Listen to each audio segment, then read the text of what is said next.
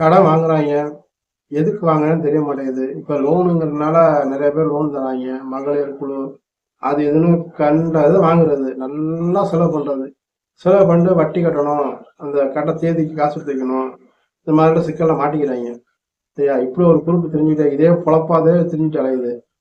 இன்னைக்கு தேதியில பார்த்து நம்ம குடும்பத்தை ஓட்டுறது பெரிய கஷ்டமா இருக்கு. கடை வாங்காம இருக்கணும். குழந்தைகளை படிக்க வைக்கணும். சொந்தமாக வீடு கட்டணும். ஏதாச்சும் சொந்த தொழில் பண்ணணும். அப்போ நம்ம எவ்வளோ முட்டி மோதி உருண்டு பிறந்து எடுத்துக்கிட்டு இருக்கோம். சில பேர் பார்த்தீங்கன்னா அதெல்லாம் எதுவுமே கண்டுக்காம இன்னைக்கு வாழ்க்கையை இப்படியே ஓட்டிடுவோம். நாளைக்கு பார்த்துக்குவோம் அப்படின்னு எதுவுமே இது இல்லாமல் கடை வாங்குறாங்க. அதே மாதிரி கடன் கொடுக்குறவன்னு பார்த்தீங்கன்னா லோன் கொடுக்குறவங்க பார்த்தீங்கன்னா எதுவுமே தேவையில்லை. உங்களோட ஃபோன் நம்பர் போதும், உங்கள் ஓடிபி ஒன்று வரும், அதை சொல்லுங்கள். உங்கள் அக்கௌண்ட்டில் 1 லட்சம் 1 லட்சம் ஏற்றி விடுன்றாங்க. இந்த கடன் வாங்குறது ஒரு கஷ்டமே இல்லாத மாதிரி ஆனனால இப்போ பூரா பேரும் கடன் வாங்கிட்டு கட்ட முடியலையா ஒன்று கையை தூக்கிறாங்க, இல்லையா கையை தூக்கிறாங்க. இருக்கிற சூழ்நிலை நம்ம பார்த்தீங்கன்னா என்கிட்ட உங்கள் பேங்க் அக்கௌண்ட் இல்லை, எனக்கு எதுவுமே இல்லை, இந்த எலிஜிபிலிட்டி இல்லை அப்படி இப்படின்னு சொல்லிட்டு சில பேர் நம்மகிட்ட ஃபோன் வாங்கி கொடுங்க, அது பண்ணி கொடுங்க, சின்ன கடன் உதவி எனக்கு பண்ணி வாங்கி கொடுங்க அப்படின்னு கேட்டு வருவானுங்க.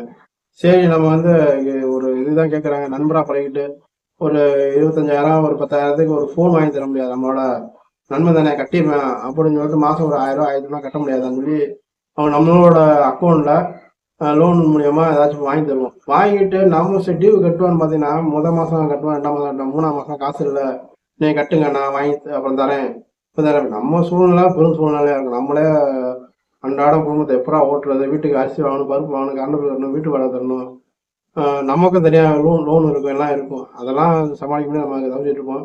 நம்ம முதலே தொத்திக்கிட்டு இன்னும் கொஞ்சம் எனக்கு வேணும் அது வேணும்னு வாங்கினோம்னா பெருமாடா இருக்கு. இதில் 10,000 அவங்க நம்ம லோன் வாங்கி கொடுத்து ஃபோன் வாங்கி கொடுத்துட்டு அவன் மேலே 5,000 ரூபாய் கட்டுவேன், என்னைக்கு கட்டுவேன் அப்படின்னா அவங்க அசால்ட்டா எனக்கு வேலையே இல்லை, நீங்கள் கட்டுங்க நான் அடுத்த மாதம் சேர்த்து தரேன், ஏன் வாங்கி தரேன் இப்படின்னு சொல்லுவாங்க.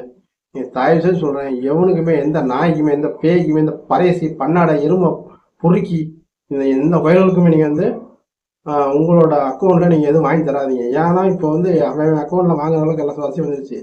அந்த நாய்ங்கெல்லாம் வாங்கி எல்லாம் இது பண்ணி விட்டு எதுவும் பண்ண முடியாதுன்னா நம்ம அக்கௌண்ட்டில் நம்மளே போட்டு மண்டே சொல்லி வைப்பாங்க. இந்த மாதிரி இக்கட்டான சூழ்நிலை யாரும் மாட்டாதீங்க. நண்பராக பேசியா பலவரியா உனக்கு காசு வேணுமா ஒரு டீ வாங்கி தரேன் குடிச்சு வடிய ஓடி போயிடும் அப்படின்னு வேட்டு. நீங்கள் எவ்வளோ பேர் நண்பர்களும் சரி எவ்வளோ சொந்தக்காரங்க சரி வேட்டுங்க. ஏன்னா இன்னைக்கு காலத்துல எல்லாமே கடன் வாங்கலாம். அவன் அக்கௌண்ட் வாங்கலாம்னு சொல்லி வெட்டி விட்டுருங்க, அதோட போதும்.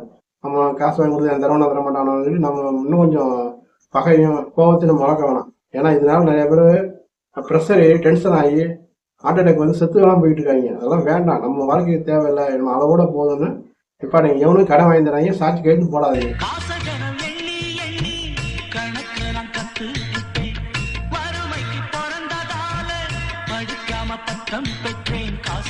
அது மெய்யடா, அத கவனத்துல வெய்யடா, வாழ்க்கையை ஒரு பள்ளிடா, அத படிச்சவன் பெரும் புள்ளி.